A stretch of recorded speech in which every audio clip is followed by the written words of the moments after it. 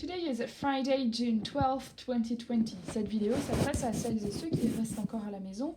Dans cette vidéo, je vais refaire ce que j'ai fait avec les autres en classe. Now, remember that last time on Tuesday, we've worked on this restaurant scene, okay?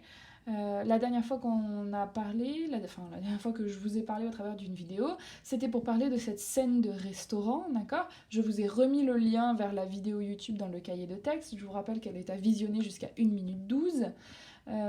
Et dans cette scène de restaurant, on en avait compris que Richard commandait le number 5 dans le menu avec du café, que Cheryl c'était le number 7 avec un jus de pamplemousse, que Dwayne c'était une garden salad et que Frank c'était un plateau de fruits avec une tisane à la camomille avec du miel. Et pour aujourd'hui, vous deviez re-regarder la vidéo et essayer de trouver les commandes de Grandad et Olive. Ok? So let's go. Je vous invite à aller re-regarder la vidéo très très vite si vous n'aviez pas eu vraiment le temps de faire cet exercice, et sinon on peut passer tout de suite à la correction. So, what about Grandad? Okay, on the menu, what does he get on the menu? If you heard correctly, the Grandad, he ordered the lumberjack, okay? It's a special breakfast. It's the name for a special breakfast with pancakes, eggs, sunny side up. Do you know what sunny side up means? Eggs, sunny side up. Qu'est-ce que vous reconnaissez dans sunny, d'accord? Sunny side, pardon, je viens vous donner la réponse du coup. Dans sunny side, on retrouve sunny. Sunny, c'est ensoleillé, en rapport avec le soleil. Et bah, des œufs sunny side up, c'est des œufs avec le côté jaune, d'accord, ensoleillé, bon, on voit un peu le lien, avec le côté jaune au-dessus. Donc en fait, sunny side up, ça veut tout simplement dire des œufs au plat, d'accord? C'est leur manière de dire. Nous, on dit des œufs au plat parce que, je sais pas, j'imagine parce qu'ils sont cuits à plat comme ça. Et ils disent plutôt des œufs avec le côté jaune au-dessus, donc sous-entendu au plat. So eggs sunny side up, bacon and sausages. So the Grandad takes the lumberjack. Okay.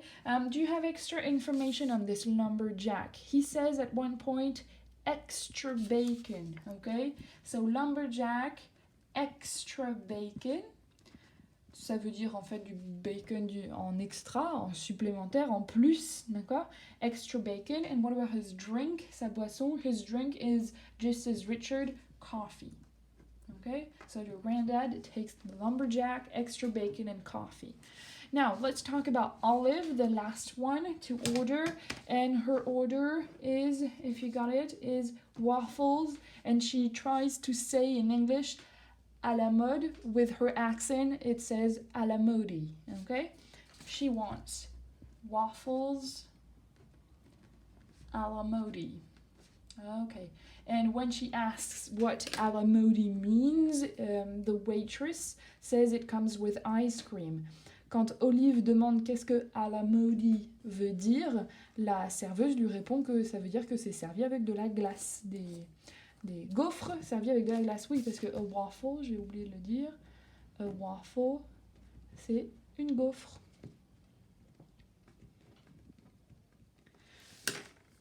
Great, and Olive, does she get her drink, yes or no? No, no drink for Olive, just waffles à la mode. Great.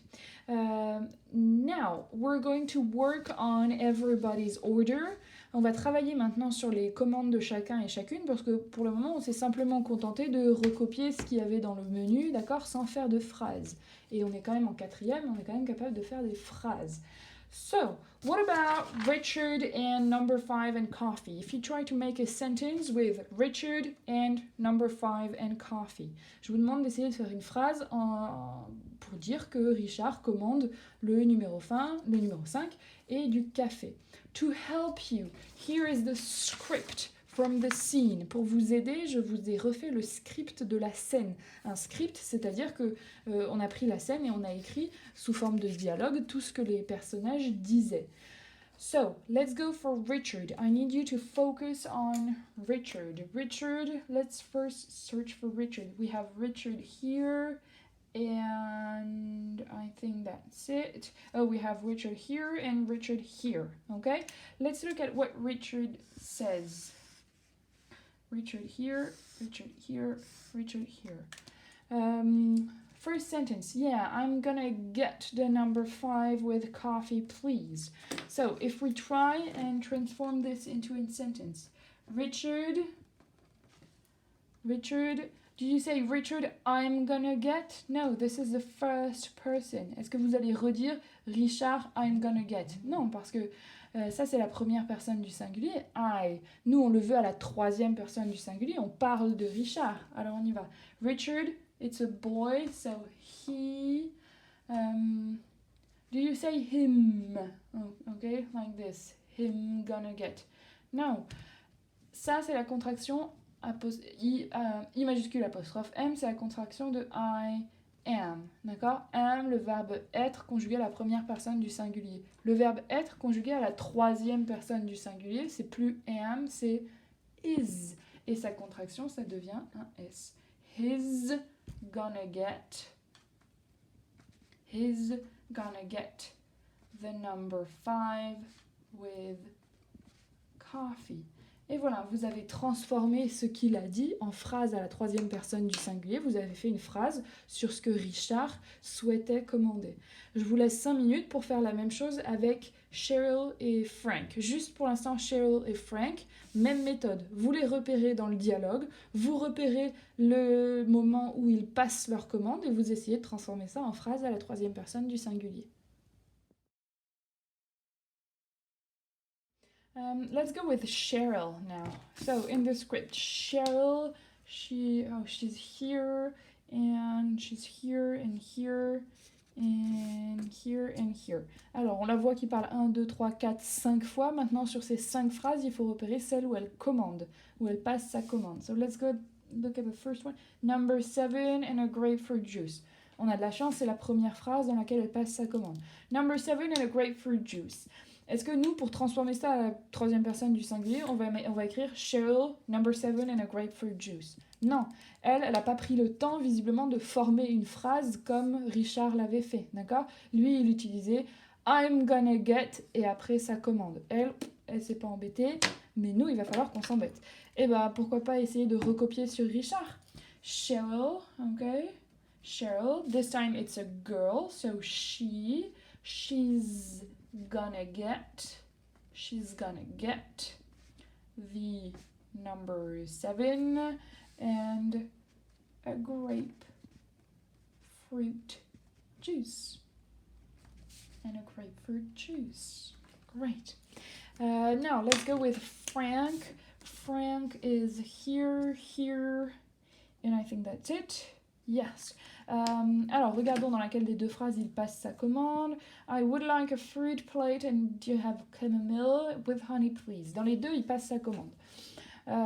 This time, Frank, he does not say I'm gonna get. Il n'utilise pas la même formule que Richard et la même qu'on a utilisée pour Cheryl. Il dit pas I'm gonna get. Lui, il dit, au moment de passer sa commande, I would like a fruit plate. Qu'est-ce qu'il utilise comme expression avant sa commande en elle-même? I would like. Eh bien, on va essayer de l'imiter, mais à la troisième personne du singulier.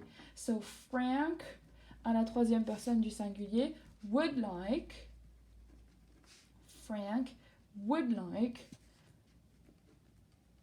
a fruit plate. What about his drink? And a chamomile. Okay. With honey. Alors, pourquoi est-ce que il y en a qui doivent se demander pourquoi on n'a pas mis de S à would like alors que je vous ai dit que ça devait être à la troisième personne du singulier? Eh bien, on l'a déjà vu, cet auxiliaire would. Un auxiliaire ne prend jamais de S, même à la troisième personne du singulier. Alors, faisons un petit récap avant de passer au personnage suivant. Là, on a essayé de reformuler les commandes de chacun des personnages. Plutôt que de juste écrire leurs commandes, on a fait des phrases. Qu'est-ce qu'on a utilisé? Comment on fait pour passer une commande, pour dire que telle ou telle personne passe une commande? Si on essaye de repérer envers la commande en elle-même, on a the number 5 with coffee, the number 7 and a grapefruit juice, et a fruit plate and a chamomile with honey. Ça, en vert, c'est la commande pure et dure, ce qu'ils vont manger. Maintenant, les expressions qu'ils utilisent. Richard, c'est he's gonna get. Cheryl, she's gonna get. À la première personne du singulier, I'm gonna get. Et Frank, par contre, il utilise une expression un petit peu différente. Frank would like. I would like a fruit plate. Et bien, apparemment, on vient de découvrir deux façons de passer une commande, soit avec l'expression verbe auxiliaire être plus verbe gonna get, d'accord? Soit auxiliaire would plus verbe like, et à chaque fois, on rajoute la commande juste à côté. Okay? Dans le prochain cours, le cours de lundi à distance qui est pour tout le monde, on va recenser toutes ces manières de commander, d'accord? Mais pour l'instant, pour lundi, justement, je vous demande de finir avec les trois personnages. Même méthode, vous allez dans le script, vous repérez où est-ce qu'ils sont en train de parler et où est-ce qu'ils sont en train de passer leur commande, et vous essayez de reformuler, de faire une phrase pour dire « Dwayne commande ça ». Granddad commande ça, Olive commande ça, etc., etc., sur le même modèle que ce qu'on vient de faire. Tout ça pour lundi. J'en profite juste pour ajouter que vous aviez pour aujourd'hui une évaluation à me rendre, d'accord? Vous avez jusqu'à ce soir pour me l'envoyer, je l'attends. Votre conseil de classe étant la semaine prochaine. Je rappelle mon adresse mail pvrigno1@college-montaigne.fr.